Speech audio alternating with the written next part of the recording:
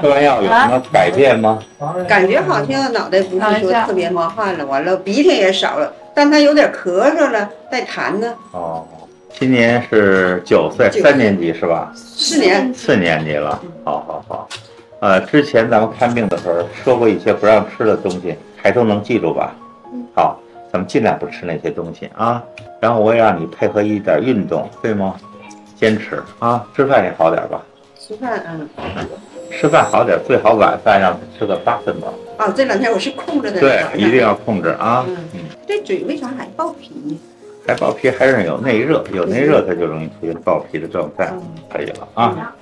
学校就是打那个流感疫苗。没事，该打，不影响，好吧？不影响啊。那好嘞。上车别忘了啊，至少1分钟每天。